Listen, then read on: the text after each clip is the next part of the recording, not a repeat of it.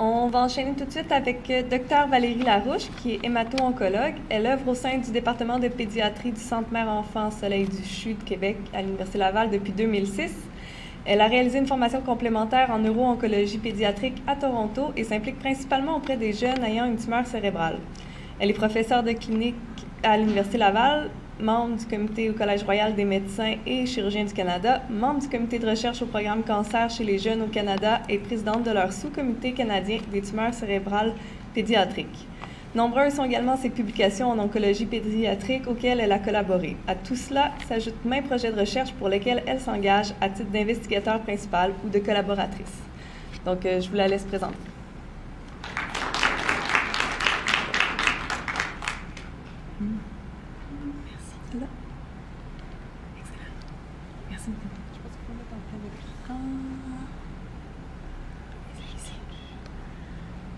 À partir du début, je pense. Regarde ça, on est comme ça. OK. Parfait. Bien, ça fait bien plaisir d'être ici aujourd'hui. Alors, merci à la Fondation de la neurofibromatose du Québec de la belle invitation. Ce matin, certains d'entre vous étaient aux conférences de la Fondation canadienne des tumeurs cérébrales pédiatriques. Alors, j'y abordais les thérapies personnalisées chez les enfants et adolescents ayant une tumeur cérébrale. Maintenant, je vais être encore plus précise pour l'étude TRAN 01, où on m'a demandé une mise à jour, puisque c'est un des projets qui, en fait, nous tient énormément à cœur. Plus de la moitié des patients enrôlés ont la neurofibromatose de type 1, et c'est la première étude de thérapie ciblée en tumeur cérébrale pédiatrique pour le gliome de bas grade ainsi que le neurofibrome plexiforme. Alors évidemment, dans l'audience, vous savez très bien les critères diagnostiques de la neurofibromatose. Ce n'est pas toujours simple chez les tout petits enfants. Les taches café au lait arrivent tranquillement dans les premiers mois, suivies de quelques autres signes par la suite. Lorsque nous n'avons pas de membres de la famille atteints de la neurofibromatose et qu'on suspecte la neurofibromatose, on peut bien sûr faire un test génétique sanguin. Parfois, les généticiens font aussi une biopsie d'une tache café au lait pour qu'on ait un diagnostic confirmé le plus tôt possible pour nous aider dans le plan de surveillance des patients. Ce qui nous intéresse aujourd'hui pour la présentation, c'est le volet des tumeurs du système nerveux. Alors, jusqu'à 50% des patients atteints de NF1 auront malheureusement le développement de un ou des neurofibromes plexiformes. Et ça occasionne plusieurs complications. Il peut y avoir de la douleur locale, de la douleur même irradiée, dite neuropathique, et ça peut engendrer des atteintes fonctionnelles qui peuvent être significatives. Donc, tout dépendant où il est situé, bien entendu. Si on a un déplacement des structures vitales, comme par exemple au niveau du médiastin, du niveau thoracique, et qu'on a une déviation de la trachée, on peut avoir des troubles des voies de la respiration, des voies respiratoires. On a des neurofibromes aussi qui sont assez envahissants, qui entourent les vaisseaux sanguins et qui peuvent occasionner un certain risque de caillot ou thrombose. On peut avoir un neurofibrome qui nous occasionne une faiblesse d'un membre, et puis aussi il y a tout le volet défiguration et autres atteintes esthétiques et éventuellement un impact psychologique aussi. Il y a un faible risque, mais présent, de transformation maligne chez environ 10% des patients ayant un neurofibrome plexiforme. Alors, je vous montre quelques photos tirées de Google. Ce n'est pas pour vous fâcher, mais juste pour vous dire que dans nos cliniques, c'est vraiment la réalité. On les voit. Et ça peut être important. Ça peut être un peu partout. Alors, ça peut être un membre supérieur, ça peut être le pied, ça peut être tout le long de la jambe, ça peut être au niveau du bas du dos avec des douleurs aux jambes, et ça peut être au niveau du visage. Donc, je côtoie ces patients et nous avons maintenant une nouvelle thérapie à leur offrir. Ils ont aussi, les patients atteints de NF1, jusqu'à 20% de risque de développer un gliome, habituellement de bas grade. Mais même si on dit le mot de bas grade, ça demeure des lésions qui parfois sont difficiles d'accès pour une résection dite complète et qui conduisent à une morbidité et à un devenir finalement chronique. Il y a deux sites, disons, de prédilection. D'abord, les voies optiques. C'est plus souvent les tout petits, donc l'âge médian d'apparition est de l'ordre de 4,5 ans. Il est recommandé, fortement recommandé, un examen ophtalmologique annuel, et ce, dès le jeune âge. Les ophtalmologistes font, vous savez, l'acuité visuelle, la recherche des couleurs, la vision des couleurs, les champs visuels et le fond d'œil. Ils prennent même une photo des nerfs optiques. C'est bien beau de dire tout ça, mais quand on a 1 an, 1 an et demi, 2 ans, bien entendu que l'acuité visuelle ainsi que les champs visuels vont être très difficilement objectivables. Donc, plus l'enfant vieillit, plus l'examen va être facilitant et plus précis. Donc, dans le moindre doute, une IRM devrait être mise en place pour dépistage des gliomes des voies optiques. Jusqu'à 50% de ces gliomes causent une atteinte visuelle. Il y a aussi le gliome au niveau du tronc cérébral. Donc, un gliome de bas grade, c'est un gliome indolent qui évolue lentement, mais à ce site-là, peut causer une obstruction de passage du liquide céphalorachidien et causer donc une hydrocéphalie ou un effet de masse. L'âge médian de ce développement du gliome est un petit peu plus chez les petit peu plus âgés, donc vers l'âge de 8 ans. C'est le gène NF1 qui est un gène suppresseur des tumeurs, en fait, et lorsqu'il est inactivé par la neurofibromatose, elle laisse place à une hyperactivation de la voie MAP kinase et donc facilite ou favorise la prolifération des tumeurs. Donc maintenant, un coup d'œil à la thérapie. Quel traitement a été développé et peut-on offrir davantage à ces groupes de patients? Donc c'est la catégorie des MEK inhibiteurs.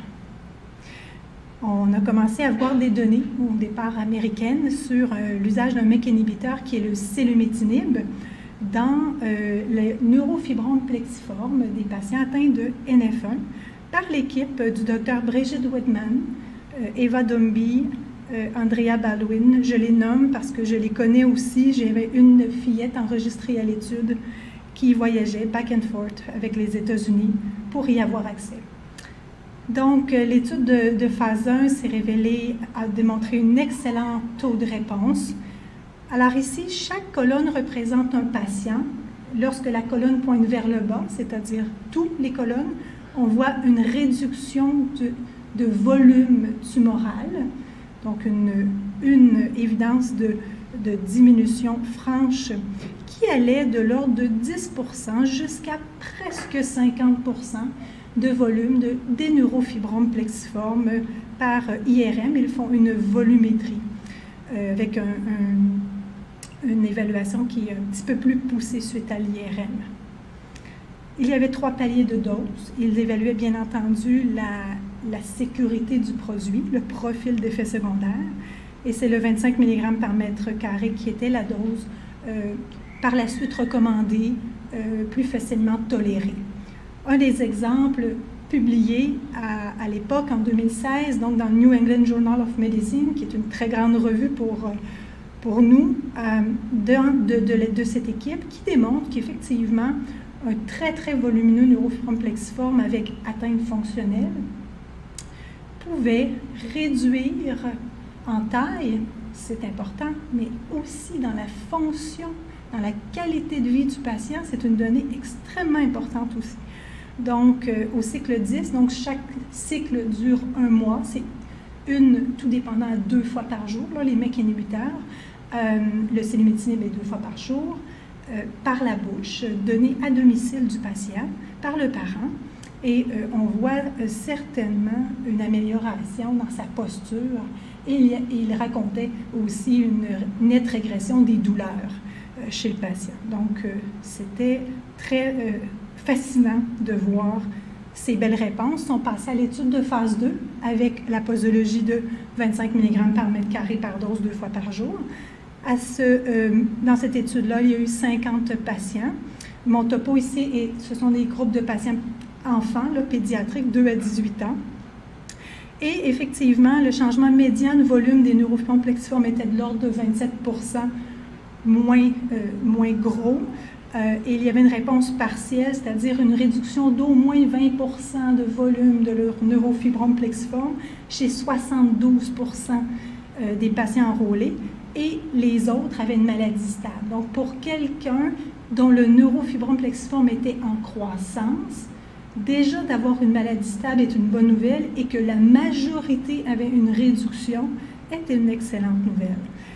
C'était assez bien toléré. Par contre, oui, le profil d'effet secondaire est de mieux en mieux connu et très surveillé chez nos patients qui viennent en général une fois par mois à la clinique pour ce genre de traitement où on doit faire une certaine surveillance, tant au niveau du bilan sanguin que, un peu comme vous le voyez, au niveau cutané. Disons que le principal facteur d'effet secondaire limitatif sont les rash, la sécheresse de peau. Donc, d'emblée, on leur demande de se crémer 2 fois par jour. Des petites fissures, des lèvres fissurées, un petit peu d'ulcération buccale est possible aussi.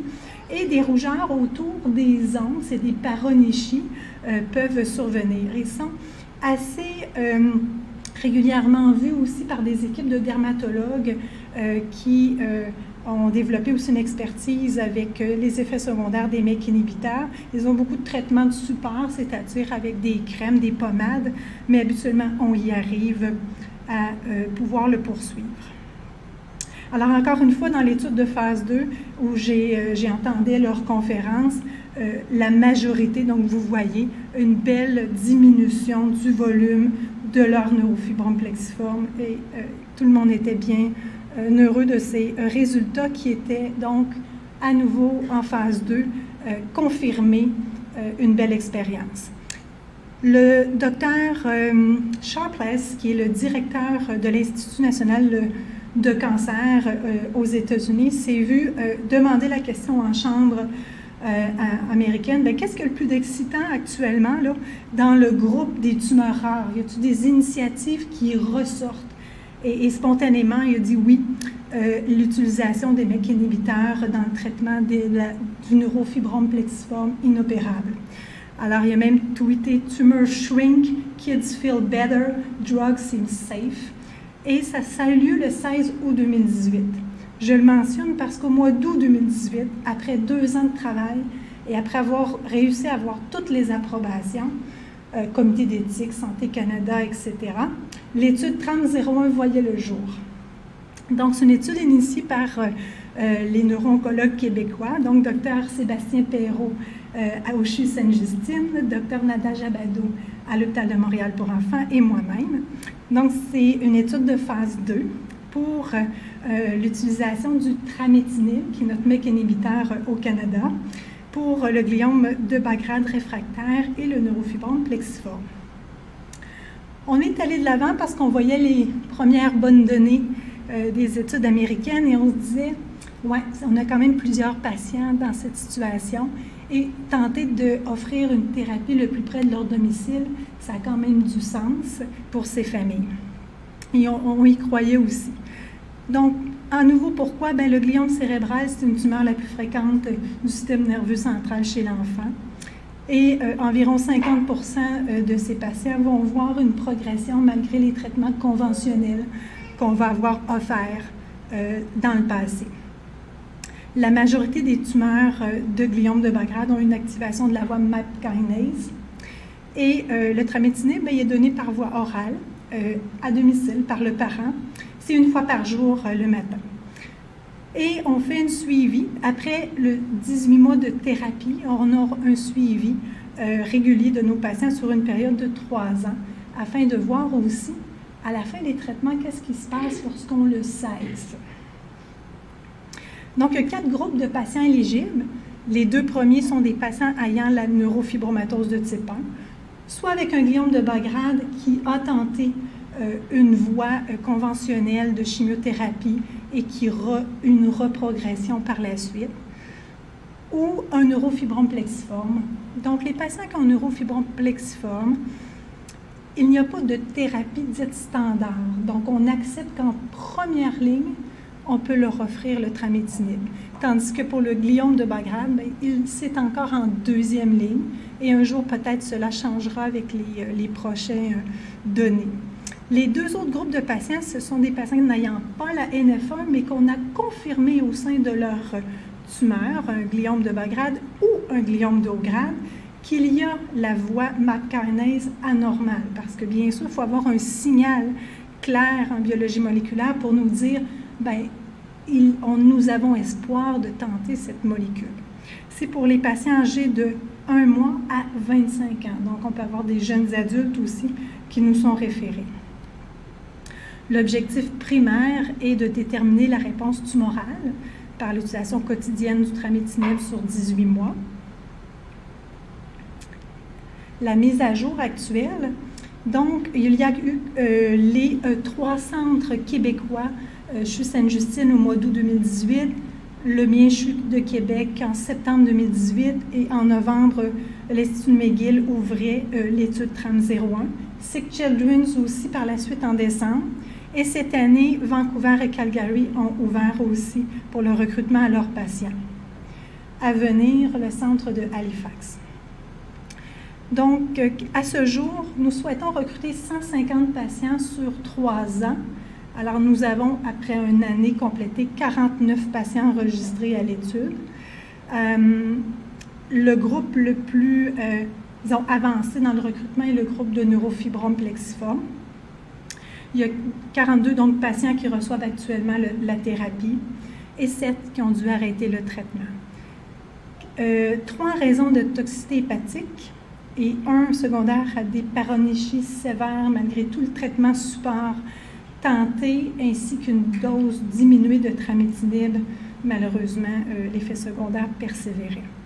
Un patient s'est retiré par choix personnel, un patient s'est retiré par choix médical. Je n'ai pas plus de renseignements à vous transmettre cependant, et un patient a eu une progression de la maladie. Donc, une progression de la maladie fait en sorte que on doit cesser l'usage de la médication. Il y a eu des moments clés où il y a eu un arrêt de traitement et on regarde les autres options, bien entendu. Ceci étant dit, cela amène quand même des nouvelles réflexions parce que quand on avance, quand on fait les lectures et on regarde aussi qu'est-ce qui se passe autour de nous, puis aussi notre propre expérience, bien, on vient d'ouvrir de nouvelles portes et de nouvelles considérations. Donc, en fait, quelle est la durée optimale de traitement? Nous avons mis 18 mois au sein de l'étude, mais parfois, il y a des études à 24 mois. Puis, on se rend compte qu'au-delà du temps, il y a des patients aussi qui poursuivent l'utilisation de la médication ciblée au-delà si elle est bien tolérée. Alors, personne n'a la réponse actuellement pour bien donner le tempo de la durée. Ce qu'on sait, c'est que les thérapies ciblées sont nouvelles. Et il faut faire attention aussi dans le sens que nous n'avons pas 20 ans d'expérience pour savoir quels sont les effets secondaires à très long terme de ces nouveaux médicaments. On est donc au balbutiement d'apprendre que, quand ça fonctionne très bien et que c'est bien toléré, qu'est-ce qu'on fait? Il y a eu des cas qui nous décrivent dans la littérature une reprogression de la tumeur à l'arrêt des traitements et parfois, à nouveau, une chimiosensibilité lorsque celle-ci est efficace dans le passé et bien tolérée, on la reprend et le patient en bénéficie encore. Donc, on a défini qu'à l'arrêt des traitements, il y aura une surveillance avec aussi des IRM sur une période de 3 ans pour bien savoir notre taux de reprogression. Et si le patient en bénéficiait et que c'était bien toléré, nous aurons la possibilité de le reprendre. Maintenant, donc, ça l'ouvre aussi à quels sont les effets secondaires à très long terme que nous ne savons pas parce que c'est des nouveaux agents. Est-ce qu'il y a un impact favorable sur le taux de transformation maligne de neurofibrome plexiforme si on donne une voie de passage qui arrête la progression? Est-ce qu'en plus, on pourrait diminuer le taux de transformation maligne, que je dis qu'il était quand même très bas, là, de l'ordre de 10 bien, ça va être très difficile à bien savoir parce que ça prendrait un très grand volume de patients avec un traitement quand même prolongé. Donc, ce n'est pas une réponse qu'on va avoir prochainement, mais qui se questionne. Et est-ce qu'il y a un risque de développer une résistance à la thérapie ciblée? La réponse est oui, et puis on va apprendre aussi en chemin si on doit ajouter un autre adjuvant pour bloquer une voie de passage s'il y a une résistance qui s'installe. Et est-ce qu'on doit considérer de débuter un traitement plus tôt pour tenter d'éviter de volumineux neurofibromes plexiformes? Donc, je vais vous donner quelques exemples. Une fillette de 10 ans qui est enregistrée à l'étude TRAM 01 puisqu'elle a un neurofibrome thoracique. Elle a une légère scoliose aussi, mais elle avait quand même un engainement des vaisseaux, une trachée légèrement déviée. Donc, elle a débuté sa thérapie qui est bien tolérée. On a aussi à gauche, à l'IRM, avec les petites flèches, une patiente qui a un neurofibrome de l'orbite. Donc, on voit un épaississement au niveau autour de cet œil, contrairement à l'autre côté. Et dans la vraie vie, elle a une ptose palpébrale, puis elle a l'œil un petit peu plus à l'avant. L'œil n'est pas atteint dans le sens que l'acuité visuelle est adéquate, mais à force d'éventuellement progression, il y a un risque évidemment à la vision. Alors, on va tenter de stabiliser la maladie.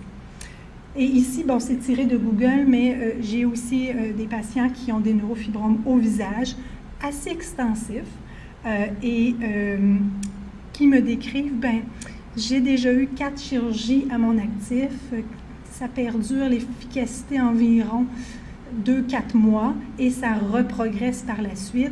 Est-ce qu'on peut faire quelque chose pour moi? Fait que suite à la plus récente chirurgie, on a laissé une période de convalescence et on a offert le tramitinib. Elle est à 1 an maintenant de la prise, ou presque là, de 11 mois de la prise de médication. Et elle est très heureuse parce qu'il n'y a pas de reprogression et elle a toujours vécu dans les dernières années des reprogressions. Nous avons une patiente qui ici a eu un volumineux gliome des voies optiques, qui est une adolescente qui a été traitée depuis des années. Depuis qu'elle est toute petite, elle a de façon occasionnelle par bloc des traitements de chimiothérapie conventionnelle qui stabilisent en période de traitement, mais quand on l'arrête, quelques mois plus tard, il y a une reprogression. Et on a appris par la biologie moléculaire qu'il y avait une fusion BRAF. Donc, on lui a offert le tramitinib avant même l'époque de l'étude TRAM. C'est une patiente qui est en compassion.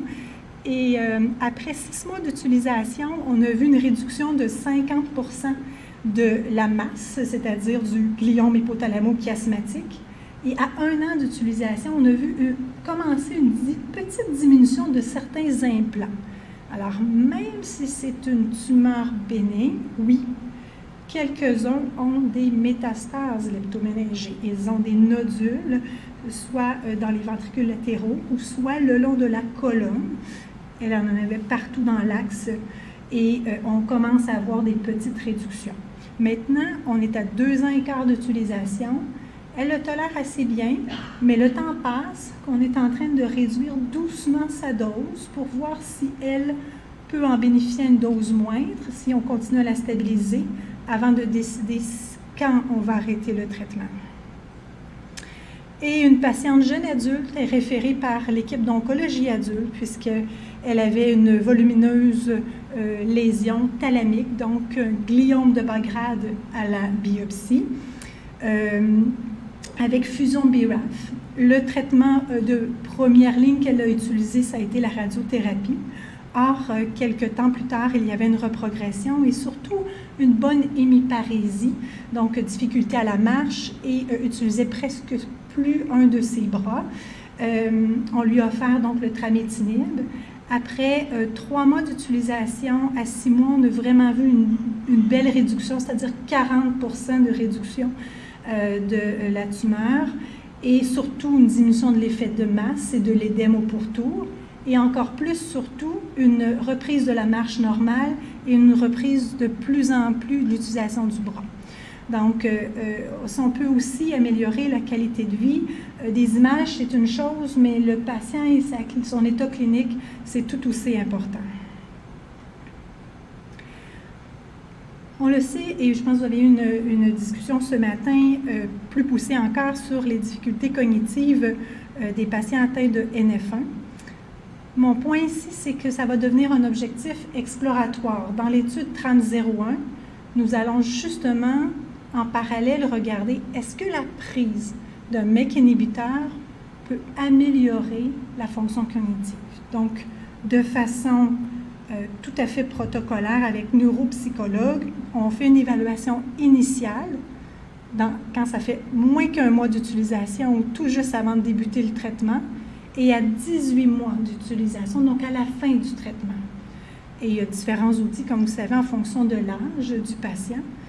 Et c'est un objectif exploratoire. Mais si aussi on peut aider, on va tenter d'objectiver si on peut aider cet événement, ce volet cognitif aussi de nos patients.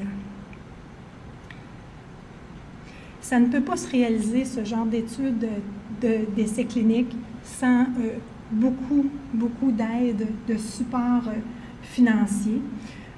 La compagnie Novartis offre la médication, qui est le tramétinil, mais tout le reste devait être à financer. Donc, je remercie beaucoup de donateurs. Il y a eu des dons personnels aussi. Il y a eu l'Association de la neurofibromatose qui nous a supportés. Le camp, le défi Pierre Lavoie, les fondations. La Fondation Maurice Tanguay a été un des premiers pour la Fondation Maurice Tanguay, ses volets enfants handicapés. Alors, merci de tout cœur à tous. Et même aux plus petits donateurs, je pense que tout le monde contribue à réaliser une étude d'importance. Et on espère qu'on va voir encore et encore des beaux résultats, là, mais c'est trop tôt là, pour vous démontrer encore d'autres exemples, puisque les patients qui en ont reçu le plus longtemps ont à peu près un an d'utilisation sur l'étude, mais on a quand même été là, jusqu'à vous montrer des exemples des patients précédents et des études américaines. Alors, merci.